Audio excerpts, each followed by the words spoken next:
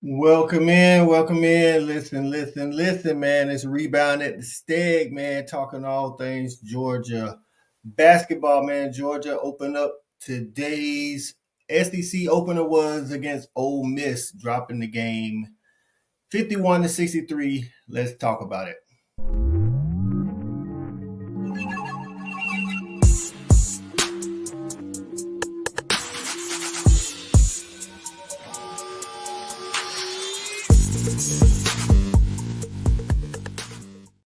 Welcome in, Dog Nation. Welcome in, Dog Nation. It's Rebound at the Steg, man. Listen, a part of the Respect the Hedges family, man, on the Fan Sports Network. I'm your man, Coach I. We here to talk Georgia basketball, man. Listen, man, we dropped a tough one on the road, Ole Miss. Man, listen, it's crazy out here. The Dawgs were 2 for 18 from the 3-point line.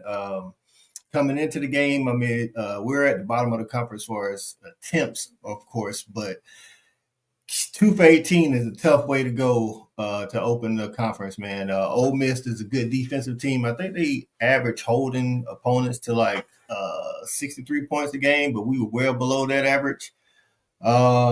Just couldn't get it done from the outside for the most part. I know we tried to take advantage of the inside presence. We had the height advantage. I think we out rebounded them for the most part, but um, it's a tough one. But it's a lot more to go. It's just the first one of SEC opening play. I think the commentator said at the end of the game, he said it doesn't get any easier, and it does not get any easier because all of the SEC is good like that. So, but let's get into it, man. Like things that we did good. Again, offensive rebounding. That's going to be a strength of ours. I mean, we got R.J. Godfrey, Asa Newell, and something so surreal when he's in there. Absent got a lot of extended time down the stretch, but we do a good job of offensive rebound. Our guards are big, 6'4", 6'5" across the board, so get a lot of second chance points. Also, I'd say we did good when we ran a little, semi full court press towards the end in the second half. Kind of disrupted their offense a little bit. I think they went about 5.5, 6 minutes without scoring after they went up 12 on us. We was able to cut it down to 5.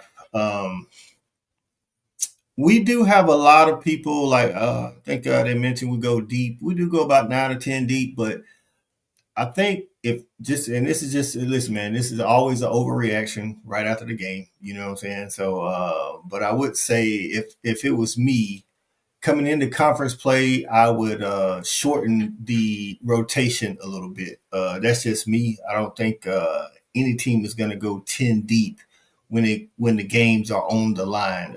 Today wasn't a day for Deshane Montgomery. He was kind of off, so he didn't play as much in the second half. I know down the stretch in those last 2-3 minutes, we needed some offense, so they put him back on the floor because he is somebody that can push the issue, as from an offensive standpoint. But some things that I noted during the game, we need to keep a scoring minded player on the court at all times.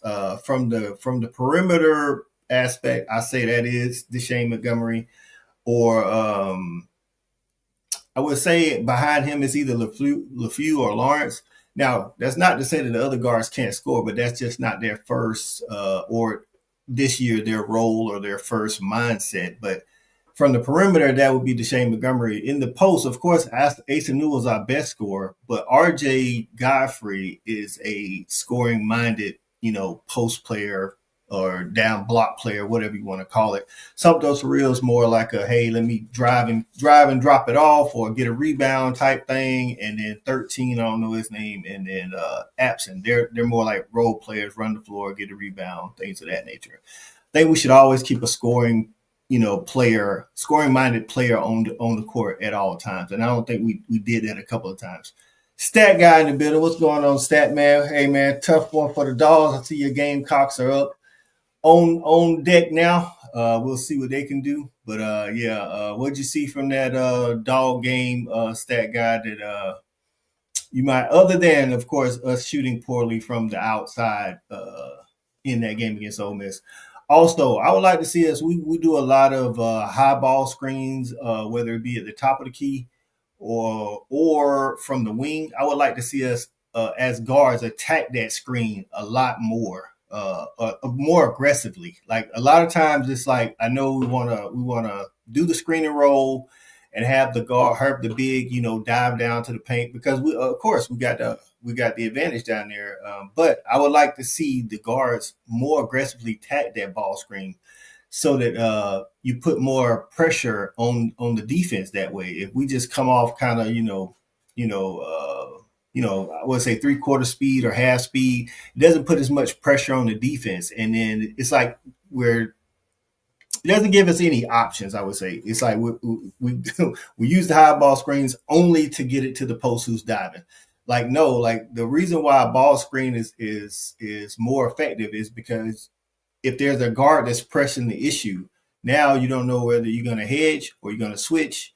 If you hedge, what I'm saying, that leaves you suspect to the dive. If you switch, now I mean that leaves you suspect to the drive for a big man. The hedge leaves you suspect to a drive for the big man playing the guard. If you switch, that leaves a smaller guy down low on the post. Um, yeah. It leaves a smaller guy down playing the post man. So I want our guards to attack that high ball screen. You said perimeter defense. Perimeter defense at times was good. I think towards the end, Ole Miss was able to get in the paint a little bit more. We definitely, I think the biggest perimeter defense issue though was with 4 and 14 for Ole Miss hitting those threes. It is good on offense when you got the height advantage, but sometimes like I saw a couple of possessions there where Surreal was in the game in the second half, and 4 or 14 would either get loose at the top, and he was kind of conflicted on whether he should switch, hedge, or recover late, things of that nature. I thought, in my opinion, RJ Godfrey not being in foul trouble sat on the bench a little bit too long in the second half. I think that's one of the strengths of RJ Godfrey. I think because he's 6'9" and he can move, he can play perimeter defense a little better than like a Sumpto Sorrell and even Asa Newell. Like I think RJ Godfrey is one of those guys when you have a 4 or 14 for Ole Miss who can hit the three, he should be out there a little bit more. And I don't know what the rotational, thought process was there. I think sometimes we make subs just to be making subs, to be honest with you. Um, when you're playing in conference play, as like I say, as you get deeper into the season, I think that rotation should kind of shorten up a little bit. Like I say, playing 10 players, you kind of don't let anybody get going. I felt like early on we should have went to LeFew a little bit more. He, I know we got a lot of guards that can shoot a jump shot, but I think he's the most consistent, being that 58% of his points come from the outside.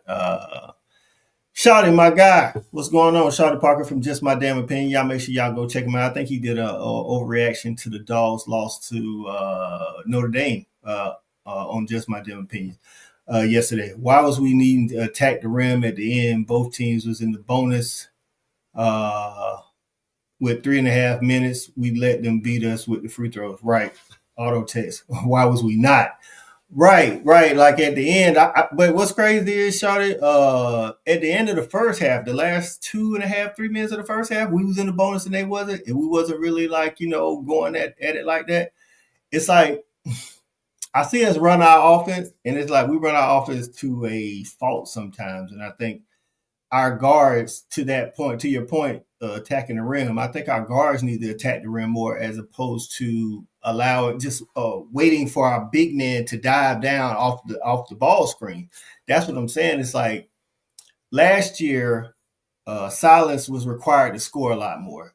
And now he's in a position where he can run true point guard, play defense. Him and Blue Kane both scored a lot more last year because we got the other guys, Tyler Lawrence, LeFew, and Shane Montgomery. But I think I would like to see Silas attack a lot more. Like, I don't think he's looking to shoot at all unless it's like down late in the shot clock. I'm like, come on, man. Like, I feel like as a point guard, if you're a threat to score, and a threat to pass, that makes you definitely harder to defend. But if you just always looking to pass, again, that makes you easier to defend. And I mean, listen, man, we gotta hit them corner threes and not just silence. Blue claimed this corner threes. I think Deshane missed a couple. Them corner threes is what's hot in the NBA. So we gotta be able to hit them. So yeah, I'm with you. I'm with you, Shotty. We was in the bonus. They was in the bonus, and Ole Miss took advantage of that, being in the bonus down the stretch. I felt like the refs were kind of inconsistent. You know, as a coach, and Stat Guy knows this. He was my assistant coach. I always said I'm not going to complain about the refs being bad or good. I just want you to be consistent. And they let them play really physical for like all but the last 2.5 minutes of the game, and then it became a touch foul thing. And I'm like, if you're gonna let them play physical the whole game, you gotta let them play physical the last 2.5 minutes. And it's like, I don't know, that's just the consistency that I'm talking about. Like, because as a coach, you tell your players to try to adjust to how the refs are calling the game. You don't go in expecting them to call it, physical or letting them play or calling every ticket tack foul. It's like you take the first, 5-6 minutes or so, see how they call in the game, and then you adjust your play, accordingly. I felt like down the stretch they called some ticky tack fouls. I mean, they called some on us and they called some on them, but more so it was helping Ole Miss, because Ole Miss was actually doing what Shawty was talking about, attacking the rim at the end. And then we had to start, trapping a little bit more than we wanted to, and which left a couple of, saying open layups. Wallace Smith in the building. What's going on, Wallace? Appreciate you getting in, my guy. Just here, man, recapping the Dawgs loss to Ole Miss to open up SEC play. We're 0-1 in the SEC. Of course, today is the opening day for the men's basketball in the SEC, and 12-2 on the season. Now, we've done enough, in my estimation, in the outer conference, that if we can just go 500 in conference, you know what I'm saying, we'll have a good shot to make the tournament. Shotty says the top 25 ranking just got harder and farther away. Facts. Like, if we had a one today, I think that would have been big. I don't know if that would have guaranteed us top 25, but that would have been a ranked win, because Ole Miss is 24. I don't understand everything about the Ken Palm and the quadrants and everything, but one thing Stat Guy did tell me, because of all the SEC teams that are ranked high, you have when you do lose a game, there's no bad losses per se. Because I think out of the 16 teams in the SEC, I want to say 13 are ranked in the top 100 in Ken Palm. If I'm not mistaken, might be top 50, something like that. Stat Guy, correct me if I'm wrong. Um, we need at least 8 conference wins. Yeah, that's 500. Yeah. You play 16 conference games. I think 16, or do you play 18 conference games? You might play 18 conference games. But I think we need to go 500 in conference. That's my thing. I back in the day, before all the quadrants and Ken Palms and all that, I thought 20 wins would get you in, but nowadays you just don't know. So if we play 18 conference games, we need to win 9, and if we play 16, then we need to win 8. That's what I would say. Um, what are y'all other takes away from the Dogs today? If you got a chance to catch any of the game, like I said, I would like to see more. I would like to see more of 2 point guards at the time. I like to see more of Silas Demery and LeFew on the court. I think that also presses the defense, because both of those can, make plays for everybody else. They can score and they can start the offense regardless of who gets the rebound or pushes it more. I also want to see us push the issue more in transition. I feel like sometimes when we don't get that initial score in transition, we don't look for the secondary break. The secondary break sometimes is open. I mean, if you're if it's a 1-on-2 or a 1-on-1 and you don't feel like you have the advantage, and you flatten the defense by taking the ball all the way to the baseline, cool. Kick it back out to the top of the key, swing it for a secondary transition break, man. You don't have to always. And again, these are things that I'm not privy to in practice, so I don't know what the philosophy is there, but that's just how I would like to see it. All right, all 16 teams are top 75. Okay, want to say 11 are in the top 30, so that's why the quadrants, they're not, it wouldn't be, bad losses for us. Wallace says 16 conference games. So yeah, so that's so me and Shawty was on the same page. Shawty said 8 games. I said 500. Yeah, I feel like if we go 8-8 in conference, we'll make the turning. That what seed will be would depend on which games we win, things of that nature. I would like to use our depth and full court press more. Now, if we are going to use our full court press more, then yes, depth I'm down with. But if we're not going full court press, I don't feel like we need to go that deep on the bench because you got to let these guys get in the rhythm, man. And I think sometimes we be we be subbing like hockey change to get everybody on the court. And we do have a lot of good players, man. But sometimes you got to go, you got to find that right five and ride them a little bit longer than we typically do. And that's what I would say. I like our starting five, but I feel like everybody in our starting five outside of RJ Godfrey looking to it's a pass first mentality. And at some point, when you play against good defensive teams that can level off the guards, if you don't have somebody, this goes back to what I said earlier. If you don't have somebody out there that can press the issue offensively, just by putting the ball on the floor and getting the bucket, then you run into running down in the shot clock and taking shots late in the shot clock. And normally those are not the ideal shots that you want. So I'm with it. If we're going to full court press more, then yes, use your depth. But if we're not going to full court press more, which most teams outside of these days don't do that. Don't do that a lot. Montgomery, I know you did. You want to see Montgomery starting. That may help him. I don't know. We'll see how that goes. He's been coming out. This has been the same starting five the whole season, and I wouldn't mind seeing him start. Be honest with you, I could take him still coming off the bench as long as Lawrence gets a little bit more aggressive on offense. I think Lawrence has the same ability to get to the basket. Montgomery's just a little bit more explosive. But I think Lawrence has the same ability to get to the basket. I just think he's not as offensive minded as a Montgomery. So I get what you're saying right there. So what else did I see today? Shout out to Abson. He played extended minutes in the second half. I think that came because 4 and 14, I guess they're small and big forward or whatever. Look at Mon Dukes chiming in. Hey, what's going on, Ma? Appreciate you. Checking in on me. But Abson got some minutes down the stretch because 4 and 14, their smaller post players were a bit of a problem in pick and roll switching situations for mostly Santos Real. So I thought he played pretty good because he can play full court. So, Shawty, you say you want to see us do a little bit more full court press. If we do that, we definitely going to be playing Absent a lot because he's 6'9", but he can move laterally really good. I thought on defense, I want to see us. You got to hedge the ball handler, but I thought we hedged a little bit too long on some of those, and then it's harder to recover the longer you hedge. Wallace says all 16 teams have double-digit wins so far, and SC the only team with 3 losses. Yeah. The SEC has done great in the out-of-conference games.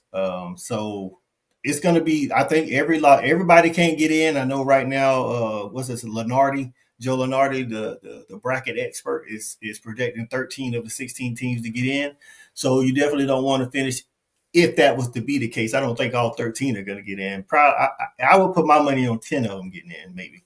But you definitely don't want to be at the bottom 3 if 13 do get in. So we need to make sure we get these wins. Again, Florida and Kentucky played today. Kentucky knocked off previously unbeaten Florida, and we got Kentucky on the 7th at the Steg. So we're going to need people to be there loud and proud. And Kentucky always for the Dawgs is a hard sell. So we need they kind of like trying to beat Alabama in football. Oh man, so we need everybody to get there. I know I don't know when the students come back for the second semester, but hopefully they can get in there for that Kentucky game. 13 won't get in for sure. 13 will definitely not get in. I think 10 is a huge ask. I think 8 or 9 is a realistic number the way the out of conference is gone.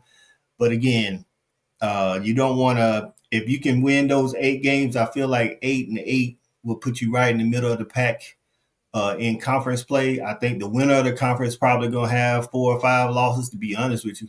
Because I don't see like Kentucky beat Florida today. I don't see Kentucky, just rolling through the SEC. Tennessee's ranked number 1 in the nation right now, but I see some teams that could give them fits. I think holding serve on home court is going to be crucial. It's going to be crucial, crucial, crucial. And then it says, at least y'all didn't get run out of the gym. The South Carolina game was ugly. I had to turn the TV off because of the reflection coming, but they was down 11-2. But come on, Stat. Basketball is a game of runs, man. So, hey, I was telling, like we tell the team, if they did it to us in one half, we could do it to them in the second half. So, but yeah, man, those are just my thoughts on the Dogs. Coming off their first game in SEC play, I felt like that opening run by Ole Miss in the second half is what pretty much did us in. I want to say they went. I think they outscored us 14-2 to start the second half, and the rest of the second half we was just playing catch up the rest of the time. So some of the deep shot wasn't falling. We gave up a lot of deep shots. Yeah, we was 2 for 18 from 3-point line. We normally take about 21 threes. I want to say we make about. What did you say we made? Stat. We make about. Let's see. We're a really good 3-point shooting team, so that definitely hurt us today. We make about. We make about 30, 35, 36%, 38%. So appreciate that, Stat. Hey, man, that's why you got the Stat guy. You know what I'm saying? We make about 38% of our threes. So us not hitting threes, we're not going to beat the better teams in the SEC if we're not consistently hitting the threes, you know what I'm saying, in that 35 to 40 range. Like we play Kentucky, we can't shoot like we did today because they got some big guys down low as well. I know we came into the game plan today was to take advantage of our height against them. And for the most part, in the first half, that did work. In the second half, when they went away from the run, we need to be able to play multiple styles of ball. Like sometimes when your inside game isn't working, which obviously it wasn't because their guards did a great job of putting pressure on our guards and not allowing them to get that entry pass into the post. So when that goes that way, now we need to go on the offensive with our guard play and put the guards in there, or at least, change the mindset and say, hey, we need to start looking for our shot and not just threes, but like being able to put the ball on the bounce and get to the basket. 13-2 run to open. It just wasn't aggressive enough at the end. Have a chance to get within one possession, turn the ball over. It was down here from there. Yeah, like we was playing catch up. And one thing about trying to catch up when you in the second half of a basketball game, you use a lot of energy trying to catch up, and then once you actually get there, because we cut it to 4 one time, and then it just wasn't. We just didn't have enough gas in the tank. Cutting it to 4 and letting them get up double digits, and you're not shooting good from the outside. Yeah, it's not a good combo. So, hey, it's a tough one to lose, man. But on to the next. January the 7th, we take on Kentucky Wildcats at the Steg. Y'all make sure y'all got the Steg out there rocking. What is that? What time is that game? Let me see what time that game is. I may come on and do a live after that as well. Let's see, because that's what we're going to be trying to do. That's Tuesday, 7 p.m. to 9. We got Respect the Hedges on Tuesday at 8 p.m. to recap the Dogs lost in the Sugar Bowl. We may have time. I won't get to see the second half if I'm doing that. So we may or may not do a live after the Kentucky game. I may have to do a live stream the next day after I rewatch the game. So I appreciate y'all getting in. This is Rebound at the Steg with Coach I, man. Hey, man, we'll probably try to get some of the fellas on here from Respect the Hedges when they want to talk a little hoops. People in the Dog Nation still reeling from the Sugar Bowl loss. Also want to take a moment, man, and say condolences to the Smart family. Sonny Smart, Kirby's dad, passed away today. He fell down in New Orleans. I know he had and had to be rushed to the hospital. And I don't know if he, I didn't read the whole article, so I don't know if it was from complications from the fall or what, but he definitely passed away today. So thoughts and prayers go out to Kirby Smart and his family. And the Dog Nation is definitely keeping you in their thoughts and prayers. So until next time, man, it's been Coach I on Rebound at the Steg, man. We're going to be doing this, giving our reactions. We're going to get some game previews in here soon. And also on Respect the Hedges, Tuesday, 8 p.m., we'll be live giving our thoughts on what happened in the Sugar Bowl. And then me and Shotty Parker will probably try to give y'all a little analysis on our 2025 recruiting class as the time goes on. Appreciate y'all getting in. Don't forget to comment, like, and subscribe. It's been your boy, Coach I. We up out of here.